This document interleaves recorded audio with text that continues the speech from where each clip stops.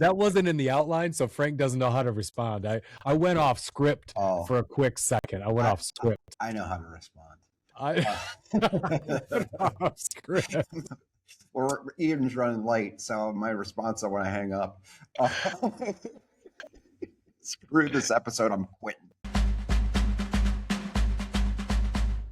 You're listening to Let Me Speak to a Manager with Frank Cava and Ian Mathews. What a crock of shit. Yeah, that was hot mic, Sam. It's 30 minutes away. I'll be there in 10. Do it live! I'll write it and we'll do it live! Frankie! Ian, you son of a bitch. Frankie, we're recording on a Friday. We're both in great moods over that, for sure. Oh, yeah, for sure. No doubt. Hey, we're going to be talking about not quitting today. And for all you little retards out there, I want to talk to you quickly about not quitting. So direct mail, we just finished the month. It's May 1st. We're recording this. We just finished the month. We had 11 contracts with direct mail. This is one of our direct mail pieces. And I thought I would read this to you very quickly because talk about not wanting to quit or talk about wanting to quit. You are no better than a thief preying on old people. This house that you sent me this piece for was purchased for $1.25 million. You're idiots or just shysters. The lot you purchased on a particular street cost those owners $100,000. You should be, I can't read it. It might say castrated. It might say ashamed. I'm not fully sure. Those are two different things for sure. Can't read his handwriting. So this is another satisfied person on the end of a marketing lead from Kava Companies. This one of my biggest regrets in business is someone early on after sending me a direct mail piece. We talked about getting leverage over yourself last episode or episode before last. I literally hired somebody to work inbound leads because I didn't like to deal with pissed off people that got our mail. So like my first hire was someone who would handle like inbounds because I just didn't like talking to people who are mad at me. But I mean, we send out checks, take it for what it is. If you don't want us to do business with us, we do get a handful of those. But my biggest regret, Ian, is someone mailed me a little booklet that if you flipped it, it was like a picture book. And the book was titled How to Go to Hell. And it was like this big. Holy shit. I wish I kept it. I've looked on Amazon. I've looked on eBay. I have literally scoured the internet looking for one of these. So if you were a loyal listener, you can find a How to Go to Hell book, a little like pocket size. Please mail it to me. Frankie and I want to talk about something that we both believe is a core component of successful people, which is hard work. And I don't know when this happened. It might have been COVID, but hard work and hustle and grind started to get a bad name. You started seeing people talking about, toxic hustle culture, and who are all these people telling you to work hard? And this topic really got brought up. There's two reasons. One, I was sharing something to Frank and he was sharing one back, but we're both involved in one with a sales rep who works for Frank, who says all the right things and says that they're ambitious and says they want to do things, but is not putting in the same effort that would equate to the things they're saying. And I had a young sales rep I was talking to that was telling me how ambitious they were, and they're not selling right now because it's a tough market. And when I was asking around how much time they're spending on prospecting, it was like, well, I just have so many things going on during the week. I feel like I blink and it's 5 o'clock. I've got people coming in and out of the doors. I've got blah, blah, blah, blah, blah. And I just kind of paused and said, well, what about the weekends? Could you do your prospecting? And sales reps in home building, sometimes their weekend is Thursday, Friday. Sometimes it's Monday. You know that, right? The schedule kind of changes. Because it's hard to take a weekend on Saturday, Sunday. It's when traffic's good. And this person looked at me like I had a third eye.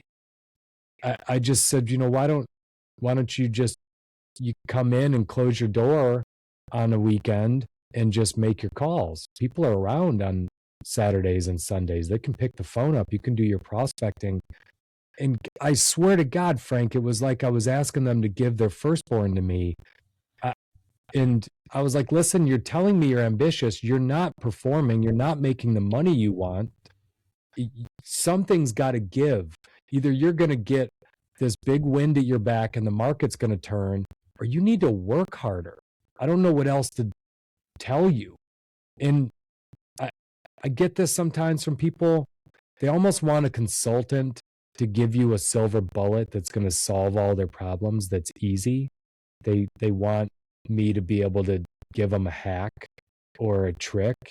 And I don't know. I don't think there are a lot of hacks when you're not performing that are going to outdo massive work ethic in general. So we've looked at this 100 different ways, and I think the way that I'll explain it is this. How many workable hours are there in a year for most normal people who work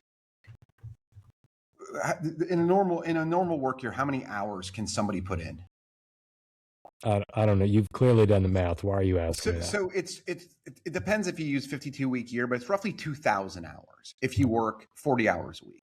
But if you work 65 hours a week, which is a lot of hours, you actually can do 3 years worth of work, 3.5 years worth of work in 2. So if you think about like, how do you meld time?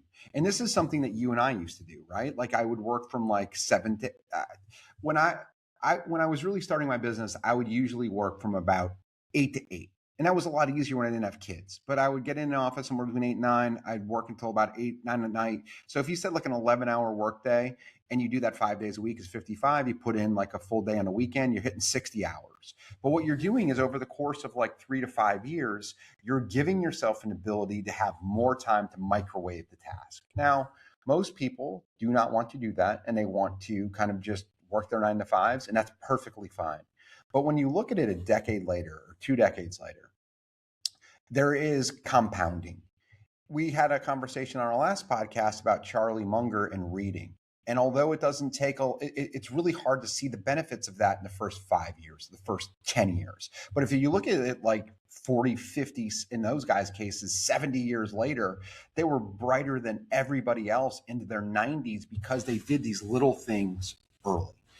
Another example of like the slow burn of things over time. The NFL draft just happened and everybody's crushing the Rams because they're like, you could have taken a receiver, you could have taken a left tackle. They took a backup quarterback who 3 years from now or 4 years from now might be their starter, but it's going to require a lot of time and a lot of discipline and a lot of work to make that happen. And you can't give that an immediate grade. It's a grade that comes 10 years from now or 15 years from now. This guy becomes a Hall of Famer. Who cares where they drafted him? So the point is you got to put in the work, or you have to have the foresight, and you have to have the ability to pause and say, this is going to serve me long-term, decades down the line. So the way we're going to run this episode today, Frank and I are going to play several clips for you, and then we're going to expand on the clips with a couple of thoughts of our own. And the first one I'm going to play for you is from a podcast where, do you know who Alex Hormozy is? Of course. Yeah. So, he's the guy that does the $1 million offer, or, he wrote a book on, he's largely a marketing guy, but he's now built so many different businesses. He's become fascinatingly rich, and he's done it all from hustle from the ground up. He's a pretty impressive guy. He wants to be the fittest billionaire in the world is his new goal. He's pretty thick. There's no doubt. He's a thick boy. There's no question. So we're going to play this, and then we're going to respond to it. And I've kept another way of saying is Ian and Frank are going to roll the dice on technology. That's exactly true. So here we go. The world is there for the taking for anyone who can learn from their mistakes, do what they say they were going to do, and stick with it even if it's not sexy. What used to make a man acceptable now makes you extraordinary. The bar for winning has never been so low. If you think back to college, when you were a freshman, you think, wow, this is so hard or whatever. And then by the time you're a senior, you're like, man, these kids are so soft. And so we remember things as harder than they were. But I also think the younger generation is softer. And I think we are softer than the generation above us. And so it's so much easier easier to beat everyone else because most people are overweight, they're distracted, they're poor, they have so few skills, because it has never been easier to start a business, to make money, to get in shape. It's just also never been easier to do nothing. I love that. Love that. By the way, The bar has never been lower for success. I just love that. And when you say that to young people, they cringe at it, they get irritated at it. But the truth is, every generation has it easier than the last. It's just a fact. Like if you went and lived at any given point when you and I were coming up, if we'd had to live 40 years earlier, it sure as hell wouldn't have been as easy as we had it. There's no doubt about it. And I always look back at my grandpa's generation and just what he grew up in, the Depression, in the Dust Bowl in Alabama. Like he didn't have the internet. He didn't have books. He didn't have access to jobs other than going out and working on the farm. Like he took a job as a paratrooper in the military in World War II just to get away from Alabama, because that seemed more exciting. I got to get the hell out of here. think about this. I mean, you use some pretty good examples, but think about this. Your grandfather probably didn't have indoor plumbing when he was a kid. He certainly didn't have air conditioning. There's a good chance he didn't have electricity until he was a little bit older. Being in Alabama, like most people didn't, like every American didn't have electricity until 1962. Like electricity. Most of the United States still doesn't have internet connection somehow or another. Like there's a very high number of people. Yeah, I don't even need to go back 2 generations.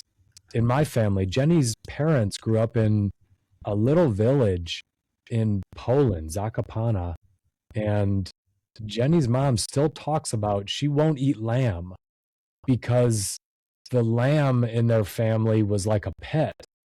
Like there were like a lot of nights growing up that if it was too cold, they had to bring the animals into the house because they didn't want the animals to freeze to death. So she looked at them as pets. But I'll just give you an example of something crazy. So she had a bunch of brothers and sisters. There were like 8 people in this family. Frankie, they all used the same tub to take a bath, and they went by age. So the youngest person, imagine taking a bath. And when I say a bath, I've heard this story before. My grandfather was the same way. Same thing. Like it was like the bath wasn't a huge bathtub either, Frankie. It was like a wine barrel. It was like basically the equivalent of our kitchen sinks. It's a wine barrel. And so they get in, scrub themselves. They hadn't probably taken a bath in days, right? They're all dirty, filthy. They've gone to the bathroom so many times. And you're getting in there 7, 8. How filthy is that water that you're getting into? And so, whenever I hear that, it's the other reason the 8th or 10th kid in those generations lived the longest. They were exposed to the most germs. I am not about to get in an argument with my in-laws about who had it tougher growing up. And I think I grew up in a way tougher environment in Michigan than my kids are growing up in, for sure. But you compare I might as well have been born in Beverly Hills. Coral Springs, baby. Compared to what they did. But I've even seen in my lifetime, from when I was 21 coming out of college, I wouldn't have been able to start the businesses. You and I couldn't have had a podcast. I couldn't have started a consulting business where I don't have to travel and I'm on camera all day. Everything was harder to go start. I'm able to start things that I could not do 25, 30 years ago today. There is no doubt that when he says the bar has never been lower, and it's getting lower every day with AI. We're able to put these outlines together. Well, Frank, certainly with minimal effort, but for me, even my effort's getting lower all the time to put the outlines together. Frank's has always been pretty low. When you talk about the bar has never been so low. Frank sets it as low as it gets, I think, floor-wise. That awkward pause for you loyal listeners is intentional. That wasn't in the outline, so Frank doesn't know how to respond. I went off script for a quick second. I went off script. I know how to respond. Off script.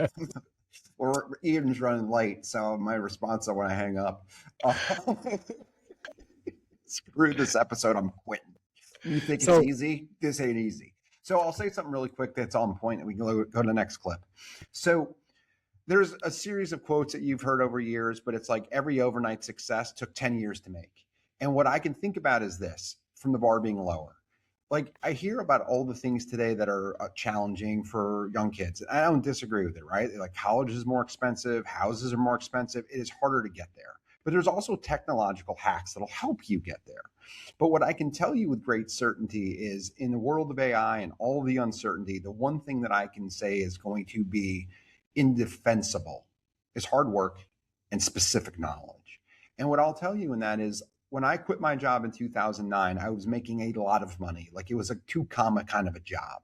Mm-hmm. And I quit, and I didn't make a salary for 7 years. I paid myself. Then the next year I didn't. So 8 out of 9 years, I didn't actually pay myself. And I had very low overhead at the time. I was set up for this. I had thought this through, and I put all the money back into the business. But the point is, like, there was 1,000 times I called Ian and said, I think I'm going to move to California. I think I'm going to become a barista at Starbucks, because those were better options than making zero or less than zero. And if you even think about, like, President Trump, for an example, right? In the late 80s, early 90s, he had bankruptcies. And if you think of The Apprentice, if you listen to stories about The Apprentice, they filmed it in his office. They had to use really dark settings because most of the furniture was beat up, because he had a tough 15 years. He wasn't showering in a wine barrel, but it was a rough period of time, but he kept going. And then he had The Apprentice, and he had other things that stacked. And now he's got one of the most recognizable jobs in the history of the world. So that's the grit that has to go with not quitting and sticking to things and doing things that other people simply aren't willing to do. It was interesting. I remember all of those calls, and some of them were late night, drinking lots of wine and talking about it, Frankie. But paraphrasing how I would always respond to you was some version of "don't quit," like hold out just a little longer. No, you don't do that. I'm impressed with what you're doing, because you'd be talking to a guy who was in that rat race. And I was looking at you like, yeah, you're not making as much, but you got this freedom that I just do not have. Like, I was always so Ultimate envious. Freedom, baby. Ultimate freedom. I was so envious of your freedom. Like, you're working from a freaking bar in Fort Lauderdale or in Santa Barbara, and you're sending me pictures of it. My answer to you was always, if you can make it another 6 months, just keep it going, buddy. Like, don't quit. Like, this will always be here. This executive grind will always be like, that was always my answer. It was always the same thing. Don't do it. Speaking of don't quit, and speaking of things that weren't on the agenda, I was 38 and single, and I was having a conversation with my dad, and my dad's like, Frank, man, don't rush it. I'm like, Dad, I'm 38. I haven't. I have not rushed it. If I want have to not pick up rushed my it. kids, I need to get to it sometime soon. That's hilarious. Don't rush it. No, I'm definitely not, Dad. I'm definitely not. All right. So the next clip we're going to play is from Dana White. Dana White is the founder of Ultimate Fighting Competition, UFC. And here he's talking about the generation coming up, a little similar take on the last one. If you're a fucking savage and you get out there and you grind hard and you want it bad enough, you can run all these guys over. And this whole COVID thing, people don't want to go back to work, and they want to stay home and all this bullshit, man. You can't build a real business with people staying at home. You need that connection. You need to be in the office with your like-minded group of people, and you need to be brainstorming and working and coming up with ideas to take the company further. And this next generation is just such a fucking group of pussies, man. I just for the small group of savages out there, it's right, man. Run them all over. Can't beat hard work. That's it. And that was always my mentality. Nobody's ever gonna fucking outwork me. So it should be yours. You out there that are listening right now, there's never been more opportunity than there is today. Everything about that is awesome. I've made my kids watch that multiple times. Every time it comes across my feed, I send it to Madison and IJ and just remind them to have that mentality. I'm going to take just a quick second, though, Frank, on Dana White, because Dana White right now is at the top of UFC, and we know UFC is a major thing now. It's eclipsed boxing in popularity by a long stretch. It's eclipsed the World Wrestling Federation. I mean, it is a multi-billion-dollar organization that rakes in a ton of money, and Dana is doing really well today. But pretty interesting just on his background. He was expelled from high school twice, dropped out of college twice. He worked a ton of like dead end jobs. Bellman, he was an asphalt paver when he was trying to just foot the bills, but he was always a fighter. And he scrounged up enough money to start a gym. And he was a boxing coach, and he would use he would do his boxing coaching and then work jobs at night to pay for the debt that he had incurred on the gym. But what was interesting, he caught the attention of an associate of Whitey Bulger. Whitey Bulger was a Boston mob guy. They made a movie where Johnny Depp played him, but the mob demanded a $2,500 payoff. And this was just a typical mob extortion payment, nothing more, nothing less. And White refused to pay it. And he got a threatening call and a deadline and was pretty much told, your life's in danger, make this payment. And so he dropped everything, packed a bag, and moved to Vegas. Left his gyms, left his career, left his clients, left everything, went out to Vegas to just get away. And he ended up working at a used car dealership. And he scrounged enough together to become, to have some ownership stake in this. But he said it was just the dirtiest business. He hated himself every day going to the work. He, just couldn't stand it. He worked around the clock, but it was miserable to him because he hated the business. And so he ended up getting out of that at pretty much a loss. And then the next thing he did was he convinced some richer people, the Fertitta brothers, to buy the UFC. And he got involved as, hey, I'll run it for you, you buy it.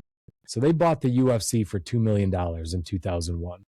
And it ended up being just a massive cash suck, to where over the next few years, the Fertitta brothers ended up $44 million in debt. And they were thinking of even selling the company for $4 million. So $40 million loss.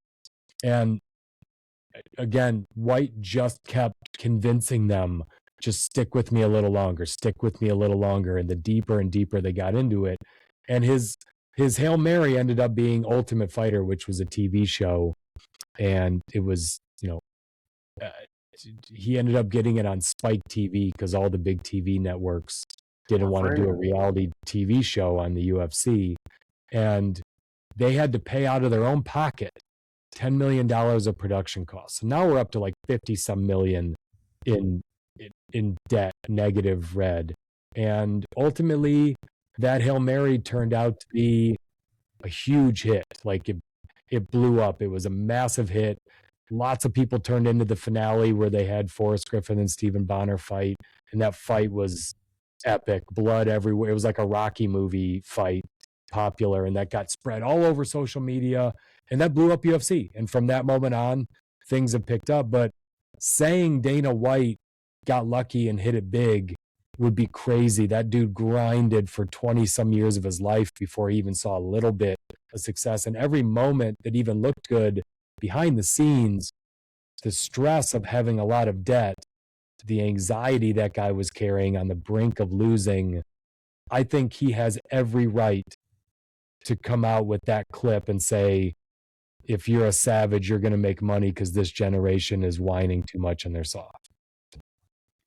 So the first episode of The Sopranos, Tony Soprano was bitching about Michael Imperioli, his nephew, and talk about how he's soft. Like, this is a generational type of thing.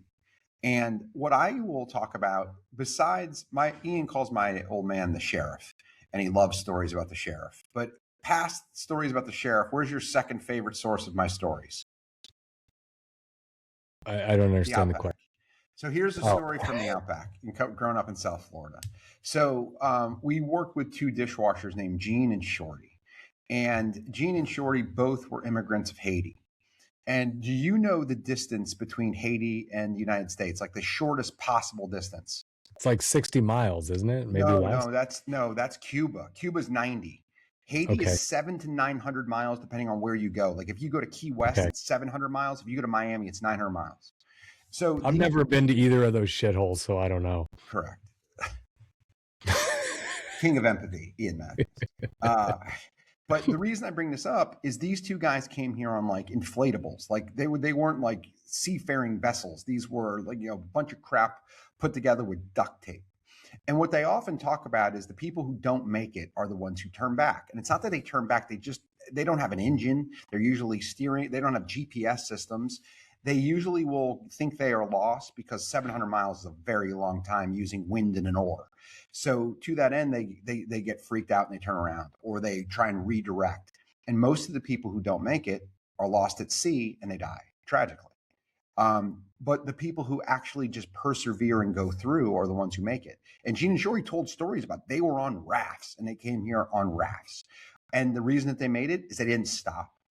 And what we're going to see at the end of this, and what Dana White talked about, is they're rational human beings think about quitting. If you've been in a marriage, you think about not being in a marriage. If you think about owning a business, you've thought about not owning a business. If you work for a company, you've thought about not working for that company, right? If you've been fat, you've thought about being like, you think about the alternative because that's sanity. You're going through weighing the options and looking at it from a standpoint of what's the best path forward for me? How do I take agency? But these things, especially things you're trying to do that have never been done before, or starting something from the ground up, it takes a little bit of insanity, and it just takes an enormous amount of grit, and you can't put yourself on a time frame. One of the coolest things about being in my 50s is I no longer have a time frame. In my head, in my 20s, like, I'm going to do this by the end of the week or the end of the month or the end of this year. It's going to happen when it happens. But if you can figure out enough way to stay afloat or stay going in the right direction, that's the stuff that will eventually allow you to get to that point, and then you just can't quit. You got to stay. I love that. I also don't like to answer questions like, where do you see yourself in 5 years or a year? It's like, I don't know. That's too far out and it's too easy to procrastinate. I'm more focused on the process, the day-to-day stuff. And if you're in a raft from Haiti, you're thinking about getting to sun up, and then you're thinking about how I get through the night. And you're always thinking about that. It's the Navy SEALs that get through Hell Week. Make it the sun up. Next meal, just get to the next meal. Get to the next meal. And there's in psychology, there's a paradox called the Stockdale paradox. Stockdale paradox is based on a guy by the name of Jim Stockdale. He was an admiral, and he was the highest ranking U.S. military officer in Hanoi Hilton, which was a brutal Vietnamese prisoner of war camp. And he was tortured consistently, just 8 years survived at Hanoi Hilton, just getting at atrocities, everything you could think of that would happen. You imagine being in a Vietnamese, I can't imagine living that long there is pretty crazy that he stayed alive. But there's a whole section on this in the book Good to Great, and Jim Collins, who's a fantastic writer, is interviewing him, and he got to know him really well. And he just basically said, like, how on the earth did you make it 8 years when there was no light at the end of the tunnel? You didn't know the end of the story, and you survived. And Stockdale's answer was, I never lost faith that there was an end of the story, but I wasn't confused that it was going to be earlier. I never doubted I would get out, but in that I would prevail in the end, and that I would look back on this as a defining event of my life. But I also was realistic about the time frame. And when he said,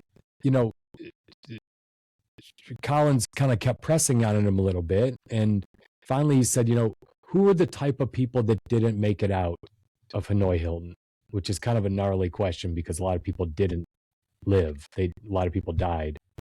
And Stockdale's answer was, that's an easy one. The optimist.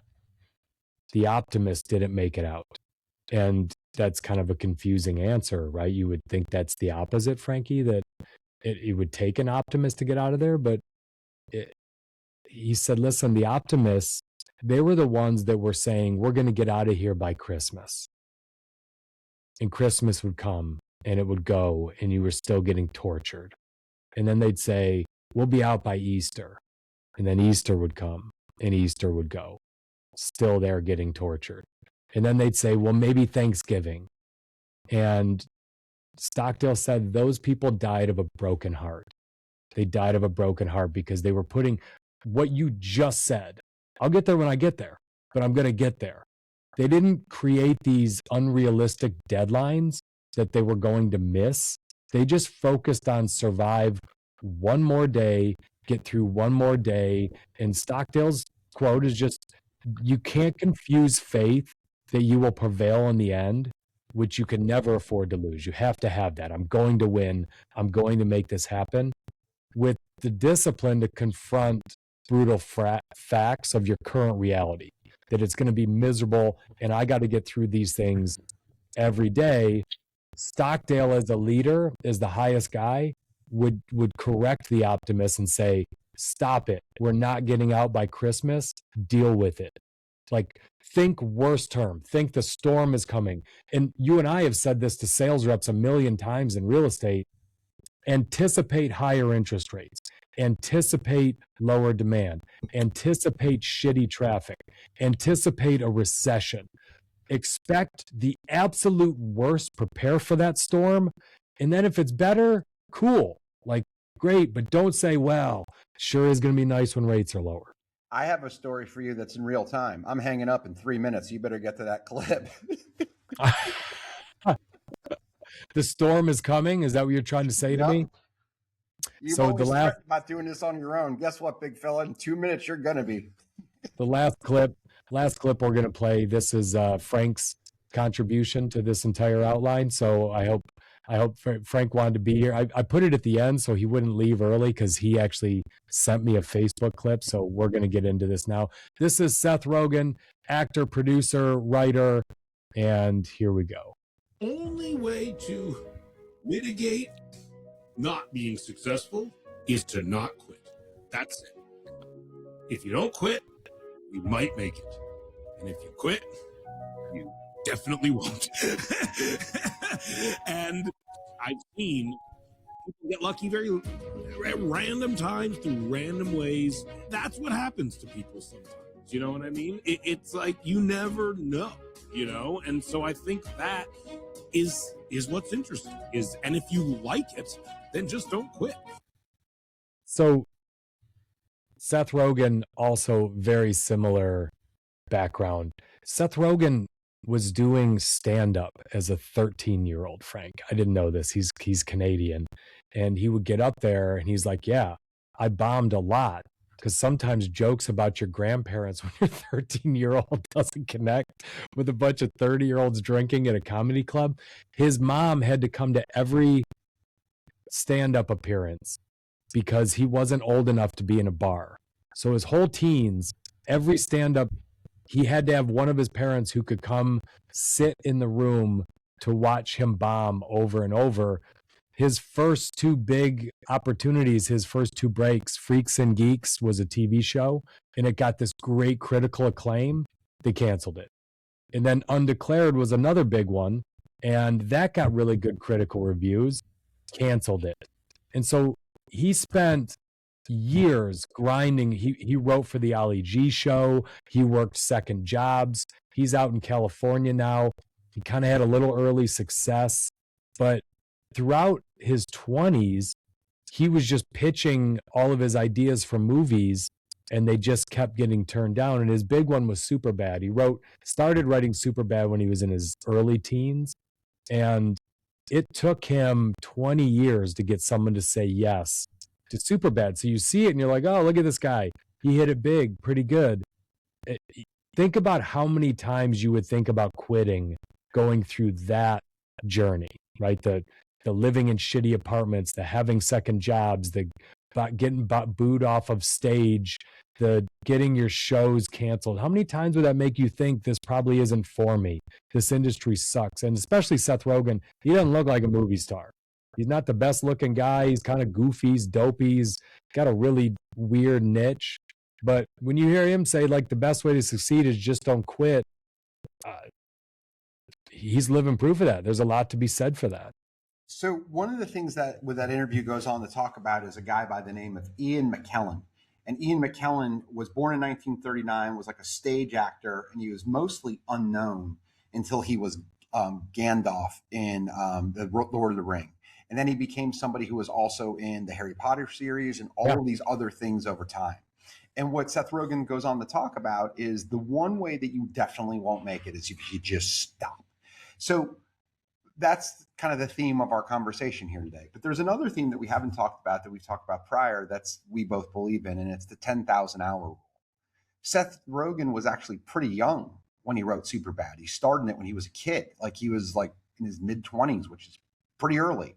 It's like having a 19-year-old third baseman in Major League Baseball. Like, wow, that guy got there fast. But what you don't realize is that guy was taking BP in the backyard at 3. Seth Rogen was on stage at 13.